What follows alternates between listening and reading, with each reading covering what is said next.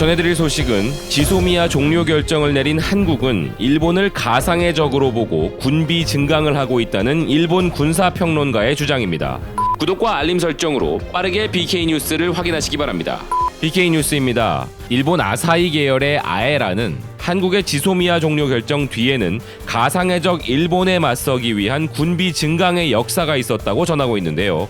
기사는 애초부터 한국은 지소미아 체결에 반대 여론이 강했지만 2012년 6월 29일에 어떻게든 서명을 하는 상황까지 왔는데 서명 예정 시간 50분 전에 이명박 정권이 갑자기 서명 연기를 신청해 취소된 바 있었고, 원래 경제계 출신인 이명박 전 대통령은 당초 일본과 협조적이었지만 임기 말에는 여론을 의식하여 반일적 언행이 많아졌다고 주장합니다. 이번 한일 갈등도 문재인 대통령의 좌경 사상보다 일반적인 한국인들의 대일 감정에 기인하는 바가 큰 것으로 보이며, 비단 한국인뿐만 아니라 한국군도 일본을 가상의 적으로 여기는 자세를 노골적으로 보여왔다고 전하면서 냉전이 끝난 1990년대부터 주적은 일본이냐 북한이냐 하는 주적 논쟁이 일어나 국방백서에서 북한을 적대시하는 표현이 줄어들었었다고 주장합니다. 그리고 북한의 해군, 공군 장비가 재래식이기 때문에 한국의 해군과 공군이 근대화를 위한 군비 증강 예산을 따내기 위해서 일본을 가상의 적으로 만들 필요가 있었다고도 주장합니다. 그 예로 한국 해군이 1987년 독일에 209형 잠수함 3척을 발주할 때 의회에서 일본의 무역로를 차단하기 위해서라고 설명했고, 2007년에 1만 9천 톤급 헬기 항모를 취역시키면서 그 이름을 독도함이라고 명명하는 등 일본과의 대결 자세를 보여주고 있다는 주장을 합니다. 현재 한국 해군은 일본의 해상 자위대의 진용에 수적으로 근접하고 있고, 한국 공군은 1,000km 제공권 확보를 목표로 하는데 그 거리에는 도쿄가 들어가며, 한국 공군이 미 국방부를 방문해 공중급유기의 매입을 요청하기도 했다고 이야기합니다.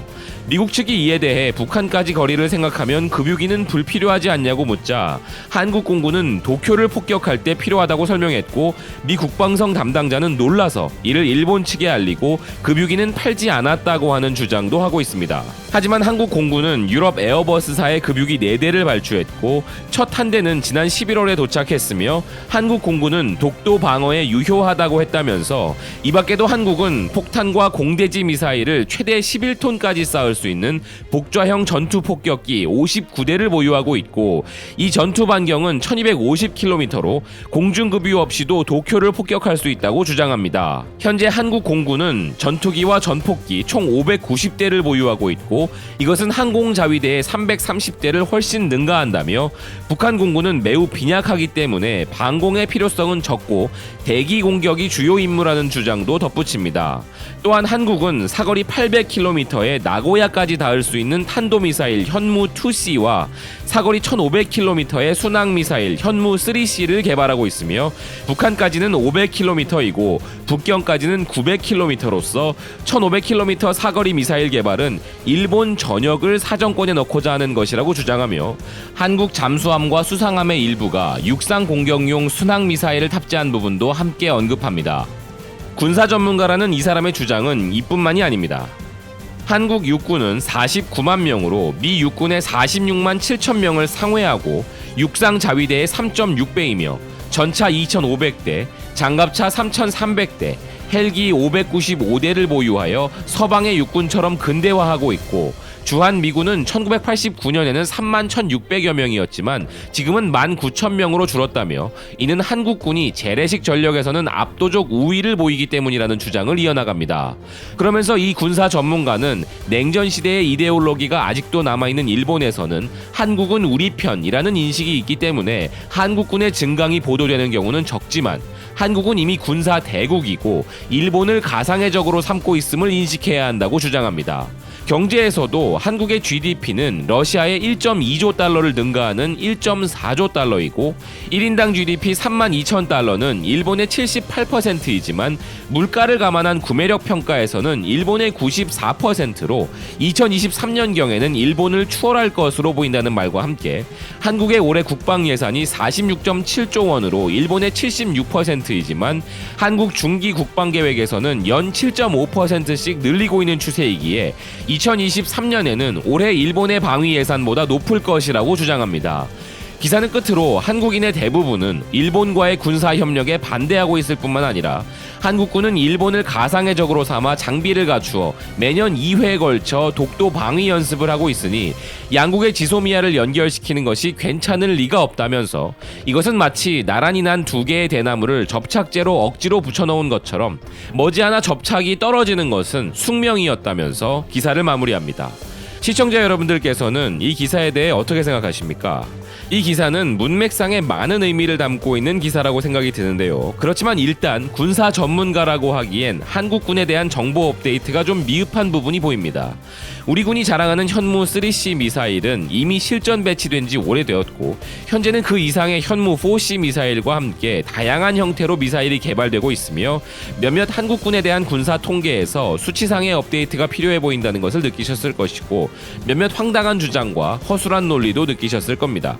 이 기사에 대해 BK뉴스가 느낀 부분은 일본이 점점 더 노골적으로 한국을 적대시하는 여론을 조성 중이라는 것입니다. 지금 소개해드린 이 기사는 극우 언론도 아니고 진보 매체라 할 수 있는 아사히 신문의 주간지였습니다. 그래서 이런 내용이 보도된 것이 더욱 믿기지 않는 상황인데요. 그뿐 아니라 스포츠 호치의 이 기사에서는 대형 출판사 쇼가쿠칸이 펴내는 주간지인 주간 포스트가 이제 혐한을 넘어 한국 따윈 필요 없어 라고 하며 한국과 단교를 해야 한다는 단한을 언급한 특집 기사를 내보내 비판이 쇄도한 바 있었고 잡지들의 판매율이 전반적으로 떨어지자 배타주의적인 우익 특집을 하면 나름대로 팔리는 부분이 있어 거기에 매달리고 있는 일본의 실정을 이야기합니다. 심지어 이제는 TV 채널들도 한국을 두드리는 풍조가 강해지고 급기야는 증오 범죄를 유발하는 듯한 발언을 하고 있다며 이웃 국가를 차별하는 내용의 책이 베스트셀러가 되는 이런 일본의 언론 상황은 정말 심각하게 생각하지 않으면 안 된다며 미디어의 본질적 자세 문제를 지적하고 있습니다. 더 심각한 것은 아베 내각과 일본의 언론들만 이런 생각을 가지고 있는 것이 아니라는 사실입니다. 니케이 TV 도쿄의 조사에 따르면 한국에 대한 수출 규제를 지지하는 일본인들이 지난달에는 67%였으나 이번 달에는 9% 상승하여 그 숫자가 점점 증가하는 추세를 보이고 있는데요. 10명 중 7명에서 8명이 아베의 정책을 찬성하고 있다는 것입니다. 948명을 대상으로 했고 응답률이 46.2%였음을 감안하더라도 다소 충격적인 수치가 아닐 수 없습니다. 언론을 대놓고 통제할 수 있는 아베 정권이라 알려진 만큼 이 부분도 의심은 되지만 최소한 대부분의 선량한 일본 국민들은 죄가 없다라고 하는 말은 더 이상 유효하지 않고 그 말은 이제 양심을 가지고 아베 정권에 대응하는 일본인들에게는 죄가 없다로 변경되는 것이 어떨까 합니다.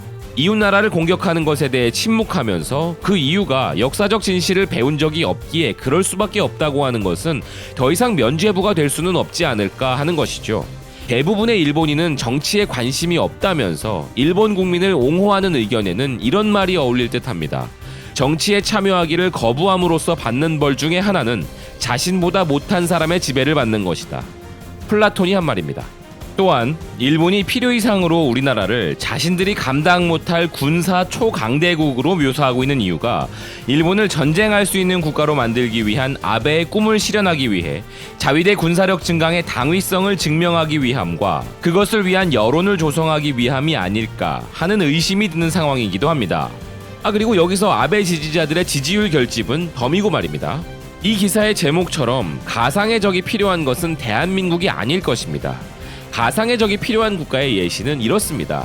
전쟁을 일으켜 독도를 빼앗자고 주장하는 제정신이 아닌 국회의원이 존재하고 남의 나라 대사관에 총알과 협박문을 동봉한 편지를 보내 자신이 소총을 몇 자루나 가지고 있고 한국인을 노리고 있다며 한국인은 나가라고 위협을 하면서 혐한 짓을 하는 국가. 그런 국가가 바로 가상의 적을 필요로 하는 국가가 아닐까 합니다. 그리고 포스트 아베를 노리는 이시바 시게루 전 자민당 간사장이 한일 관계 악화에 대해 일본이 패전 후 전쟁 책임과 정면으로 마주하지 않았던 것이 문제의 근저에 있다. 지역의 평화와 안정에 결코 유익하지 않다라며 바른 말을 했다는 이유로 도대체 어느 나라의 입장을 대변하고 있는 것인가 라며 같은 당 내에서도 정치적 공격을 받는 처지가 되었는데 이러한 유사민주주의 국가에게 필요한 것이 바로 가상의 적이 아닐까 하는 의견입니다. 어쩌면 그들의 마음속 기저에 깔린 그들의 진정한 바람은 가상이 아니라 대한민국을 진짜 적으로 삼고 싶거나 이미 적으로 삼고 있는 것은 아닌가 하는 의문이 든다는 의견입니다. 지금까지 BK 뉴스였습니다. 시청해주셔서 감사드립니다.